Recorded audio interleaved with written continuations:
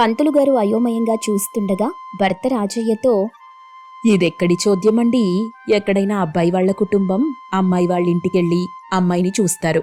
వాళ్ళిచ్చిన టీలు వాటర్ తాగుతారు, పెట్టిన స్వీట్స్ తింటారు. ఈ వీరేశం దంపతులు వాళ్ళ అమ్మాయిని తీసుకొని మన అబ్బాయిని చూడ్డానికొస్తారని ఈ పంతులుగారు చెప్తున్నారు. అబ్బా భ్రమరా, ఎక్కడైతే ఏముంది చెప్పు. అయినా కాలం మారింది, మనం కూడా అప్డేట్ అవ్వాలి. ఇంకా అత్తగారు పెట్టిన పాత చింతకాయ పచ్చడి కావాలంటే ఎలా?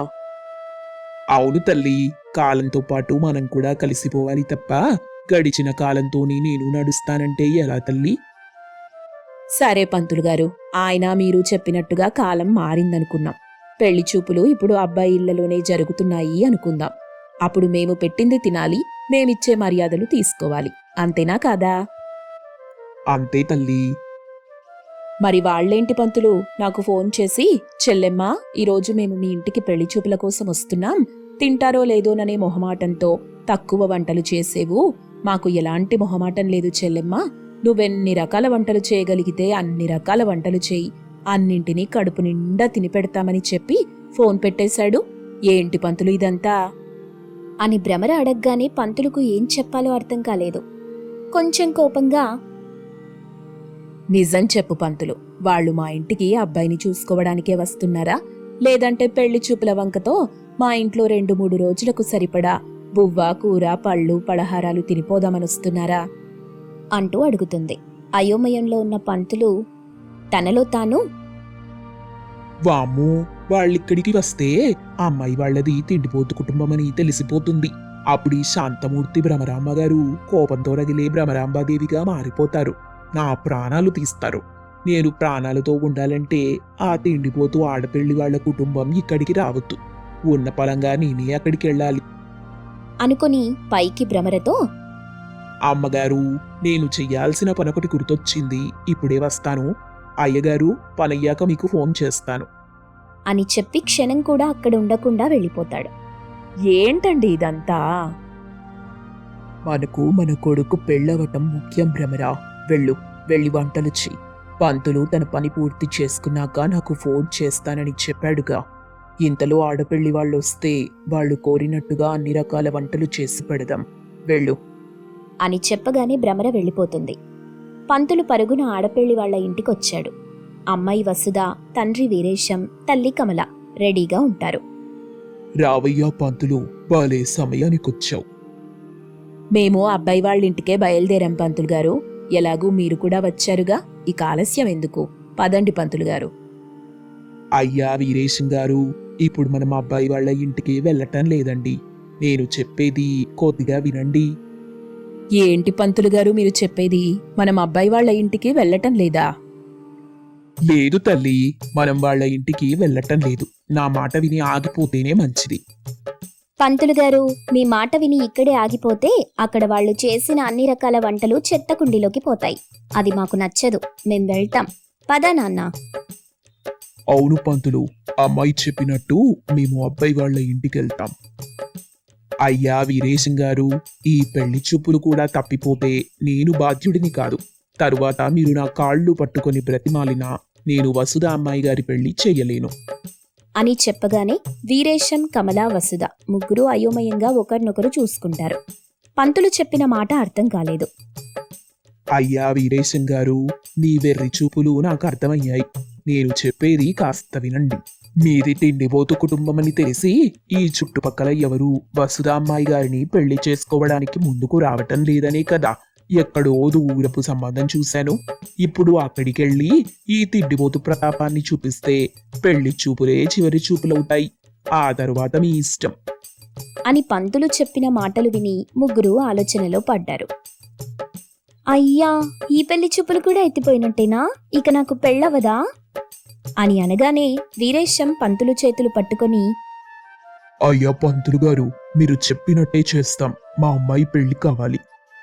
అయితే మీరు అబ్బాయి వాళ్ళకి ఫోన్ చేసి పెళ్లి చూపులు మీ ఇంట్లో కాదు చెల్లెమ్మా, మా ఇంటి దగ్గరే, దయచేసి ఏమనుకోకుండా ఇక్కడికి రండి, అబ్బాయి అమ్మాయిని చూసుకుని నచ్చుకుంటే మిగతా విషయాలు మాట్లాడుకోవచ్చని చెప్పండి అని పంతులు చెప్పగానే ముగ్గురి ముఖాలు వాడిపోయాయి. బాధగా, అయితే ఈరోజు కడుపు నిండా తినేది లేదా పంతులు? అయ్యా వీరేశం గారు, ఈ ఒక్క పూట తిండి కోసం ఓపిక పడితే వసుధ పెళ్ళవుతుంది. వసుధ అత్తగారింటికి పోతుంది.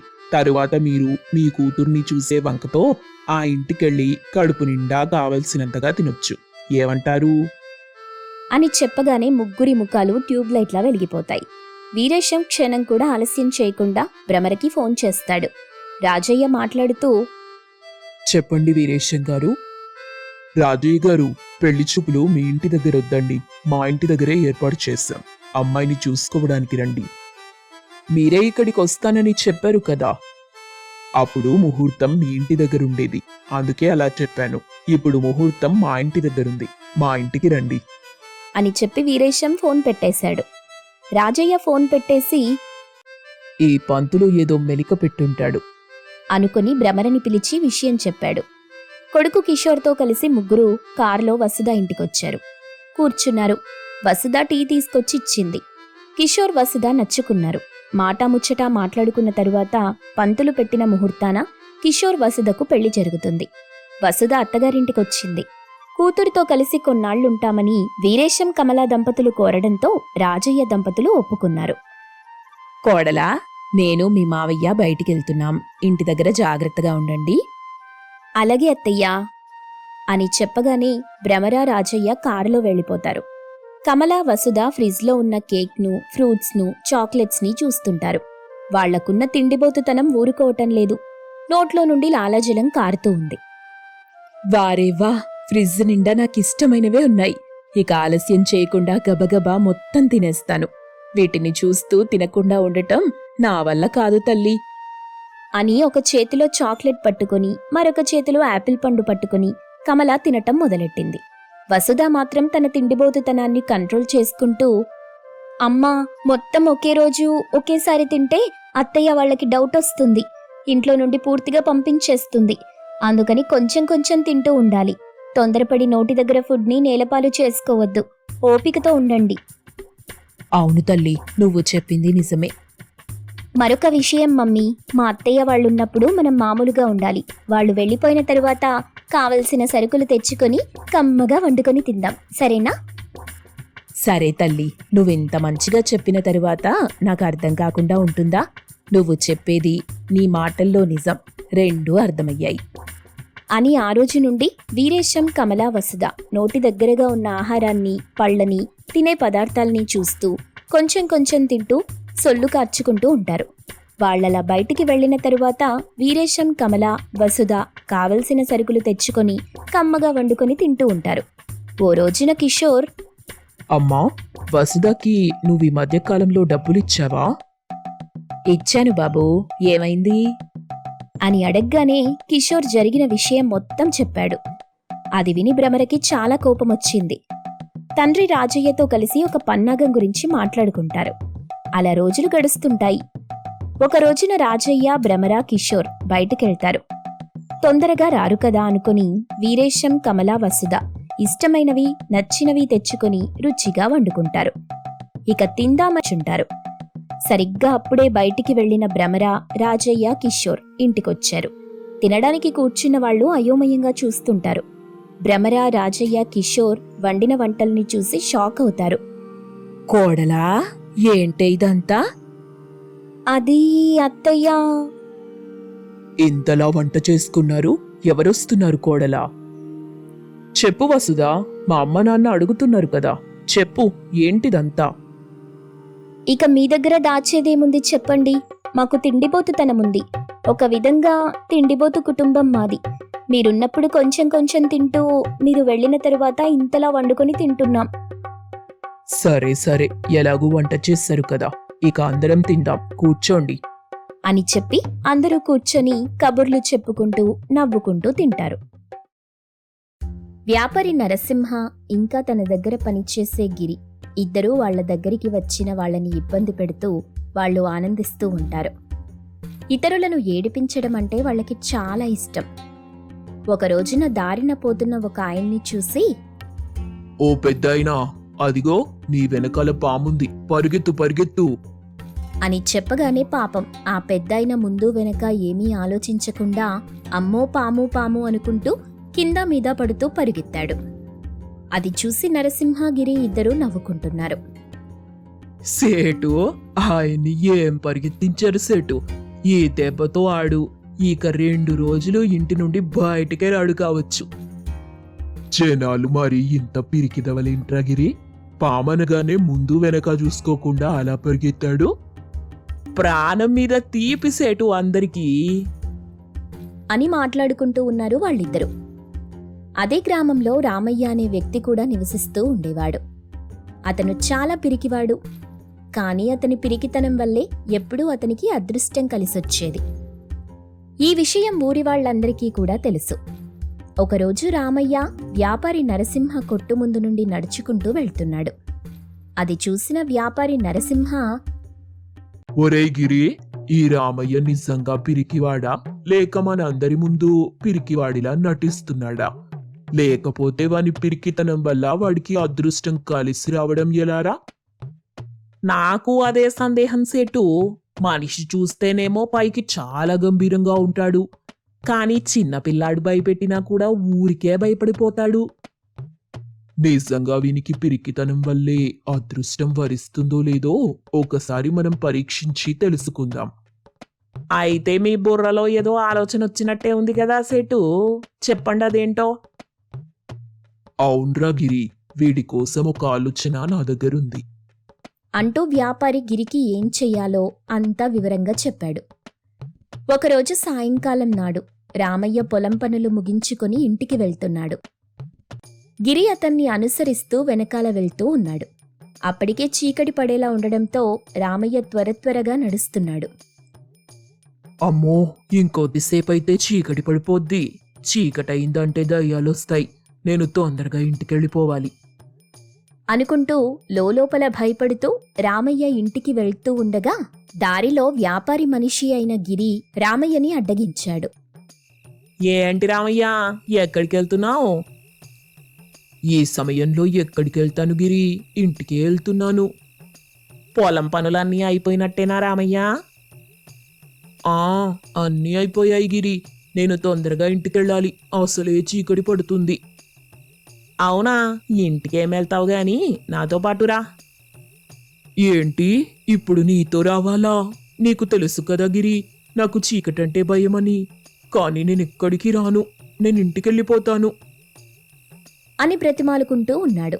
అయినా కూడా గిరి అదేం వినిపించుకోకుండా, అబ్బా రామయ్య, నీకు చీకటన్నా భయమే, వెలుగన్నా భయమే. నీకు భయం కానిదేముంది చెప్పు. ఇదిగో ఒక చిన్న పనుంది, అదవ్వగానే నేనే జాగ్రత్తగా నిన్న ఇంటి దగ్గర తోలేసొస్తాను. నిజంగా నువ్వు నాతో పాటుగా వచ్చి నన్ను ఇంటి దగ్గర వదిలేసి వెళ్తావు కదా? తప్పకుండా వెళ్తాను రామయ్య అంటూ చెప్పాడు. దాంతో రామయ్య గిరి మాటలు నమ్మి తనతో కలిసి వెళ్లడానికి ఒప్పుకున్నాడు. గిరి, ఇంతకీ నీకు నాతో ఏం పని? ఏం లేదు రామయ్య, మన వ్యాపారి నరసింహం లేడు, ఆయన ఎందుకో నిన్ను తీసుకురమ్మన్నాడు. నీకేదో పనిస్తాడంట. అవునా, ఏ పనంటా? ఏమో నాకు తెలీదు గాని ఏదో పెద్ద పనిలాగే ఉంది. ఇంకా ఈ దెబ్బతో నీ కష్టాలన్నీ తీరిపోతాయి అనుకుంటా. అవునా, అంత పెద్ద పనా గిరి? అలా గిరి రామయ్యని మాటల్లోకి దింపి ఆ గ్రామానికి ఉత్తరం దిక్కుగా ఉన్న పెద్ద శ్మశాన వాటిక వైపుగా తీసుకువెళ్ళాడు. పాపం రామయ్య కూడా పెద్ద పని అని చెప్పగానే ఆశతో చీకటి పడ్డ విషయం కూడా మర్చిపోయాడు. అలా కొంత దూరం వెళ్ళిన తరువాత, ఇదిగో నువ్విక్కడే ఉండు, నేనెళ్ళి నరసింహం గారిని తీసుకొస్తాను. ఏంటి, నేనొక్కడినే ఉండాలా? ఒక్క క్షణంలో వచ్చేస్తానుగా. నువ్వు మరి ఇంత పిరికోడివైతే ఎలా చెప్పు? అంటూ రామయ్యని అక్కడే ఉంచి తను ఒక్క ఉదుటున అక్కడి నుండి వెళ్ళిపోయి ఆ చీకట్లో మాయమైపోయాడు. గిరి వెళ్ళిపోగానే రామయ్య చుట్టూ ఉన్న సమాధులు చూసి భయపడుతూ, ఏంటి, ఈ గిరి శ్మశాన వాటిక దగ్గరికి తీసుకొచ్చాడు? గిరి, గిరి, నాకు భయంగా ఉంది అని భయపడుతూ గిరిని పిలుస్తున్నాడు. దూరంగా గిరి ఇంకా వ్యాపారి నరసింహ ఇద్దరూ రామయ్యని చూసి నవ్వుకుంటున్నారు. ఏంటయ్యా గిరి, ఈ రామయ్య మరి ఇంత పిరికెదవనా? ఇంకొద్దిసేపు అయితే వాడు ఏడ్చేసేలా ఉన్నాడు కదయ్యా అని ఇద్దరూ నవ్వుకుంటున్నారు. రామయ్యకి ఏ చిన్న పక్షి అరిచినా కూడా దయ్యం అనుకుని భయపడుతున్నాడు. గిరి గిరి నేను వెళ్ళిపోతున్నాను. అని పెద్దగా అరుస్తూ ఉండగా గిరి కావాలని గొంతు మార్చి, ఎక్కడికి వెళ్తున్నావు? ఉండు, నీ పని చెప్తా. అని గిరి అచ్చం దయ్యంలా మాట్లాడాడు. దాంతో రామయ్యకి చాలా భయం వేసి అక్కడి నుండి పరిగెత్తడం మొదలెట్టగా కాళ్ళకి ఒక కర్ర తగిలి కింద పడిపోయాడు. రామయ్య కింద పడ్డ చోట తనకి ఆ భూమిలో ఏదో మెరుస్తూ ఉన్నట్టుగా కనిపించింది. వెంటనే రామయ్య అది తీసుకొని ఇంటికి పారిపోయాడు. అదంతా దూరం నుండి చూస్తున్న ఇద్దరూ గొళ్ళున నవ్వుకుంటున్నారు. రామయ్య ఇంటికి వెళ్ళిన తరువాత తనకి దొరికిన ఆ వస్తువు చూడగా అది బంగారంతో చేసిన పెద్ద నగ. అది చూసిన తన భార్య, అమ్మో, ఇది కనీసం ఒక 200 గ్రాములైనా ఉండదు. ఇదెక్కడ దొరికిందండి మీకు? అని అడగ్గా రామయ్య జరిగిన విషయమంతా తన భార్యకి చెప్పాడు. అంటే మీ పిరికితనం వల్ల మళ్ళీ మనకి లాభమే వచ్చింది. అవునవును, కానీ ఇంతకీ అసలు ఆ వ్యాపారి నరసింహ ఎందుకు రమ్మన్నాడు? రేపు ఉదయం వెళ్ళి కనుక్కుంటాను అని చెప్పి నిద్రపోయాడు. మరుసటి రోజు రామయ్య వ్యాపారి నరసింహ దగ్గరికి వెళ్ళాడు. అక్కడ అప్పటికే గిరి కూడా ఉన్నాడు. ఇద్దరూ రాత్రి జరిగిన దాని గురించి మాట్లాడుకుంటూ పెద్దగా నవ్వుకుంటున్నారు. అంతలో రామయ్య అక్కడికి చేరుకున్నాడు. రామయ్యని చూసిన వాళ్ళు నవ్వటం ఆపి, ఏంటి రామయ్య ఇలా వచ్చావు? అదేంటయ్యా, నిన్న మీరే ఏదో పనుందని నన్ను తీసుకురమ్మని చెప్పారంటగా. ఈ గిరి నన్ను ఒక్కడినే నిన్న రాత్రి శ్మశానంలో వదిలేసి వెళ్ళిపోయాడు. నిన్న ఎంత భయపడ్డానో. అయినా నాతో ఏం పనయ్యా మీకు? అని అడగ్గా వ్యాపారి నరసింహకి రామయ్యని చూస్తూ నవ్వొస్తున్నా కూడా ఆపుకొని, అరే, ఆ పని నిన్ననే వేరే వాళ్ళకి చెప్పేశాను. అయినా ఈ గిరి మళ్ళీ నీకోసం అక్కడికొస్తే నువ్వు లేవంటగా. అవును సేటు, ఈ రామయ్యకి అసలు మీ బోటి వాళ్ల దగ్గర చిన్న చిన్న పనులు చేయటం అంత ఇష్టం లేదేమో. అయ్యో, అంత మాట అనకండి. మీకు తెలుసు కదా నాకు చీకటంటే ఎంత భయమో. అయినా కూడా మీరు నన్ను శ్మశానంలో వదిలి వెళ్ళిపోయారు. తరువాత మీకోసం చాలాసేపు ఎదురు చూశాను, కానీ మీరెంతకీ రాలేదు. అప్పుడు నాకు దూరం నుండి ఒక దయ్యం అరిచినట్టుగా గొంతు వినిపించిందా, ఇంకా అంతే, నేను పరుగందుకున్నాను అంటూ చెప్తున్నాడు రామయ్య. రామయ్య మాటలకి వాళ్ళిద్దరూ పగలబడి నవ్వుతున్నారు. అయ్యా, ఎందుకయ్యా నవ్వుతున్నారు?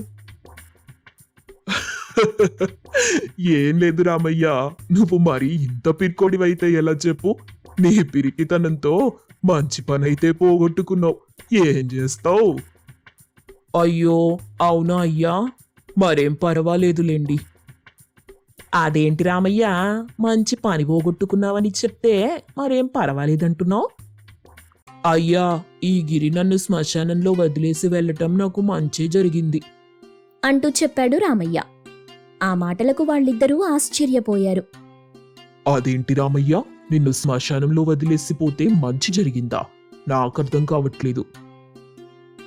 అయ్యా, ఈ గిరి నన్ను శ్మశానంలో వదిలేసి వెళ్ళిన తరువాత నాకేదో దయ్యం అరిచిన శబ్దం వినిపించింది. నేను భయంతో పరిగెత్తాను. అప్పుడు నా కాలికి ఒక కర్ర తగిలి పడిపోయానా. అప్పుడు నాకక్కడ ఒక బంగారు నగ దొరికింది. దాన్నమ్మడానికి రేపు పట్నం వెళ్ళాలి అంటూ చెప్పాడు రామయ్య. ఆ మాటలకు నరసింహ ఇంకా గిరి ఇద్దరూ ఒకరినొకరు చూసుకున్నారు. రామయ్య సంతోషంగా అక్కడి నుండి వెళ్ళిపోయాడు. ఏరా గిరి, నిజంగా ఈ పిరికోడు అదృష్టవంతుడేరా. లేకుంటే శ్మశానంలో వాడికి బంగారం దొరకడం ఏంటి చెప్పు అంటూ అనుకున్నారు. రామయ్య ఆ బంగారు నగ అమ్మేసి అప్పులు కట్టేసుకుని కొంత భూమి కూడా కొనుక్కున్నాడు.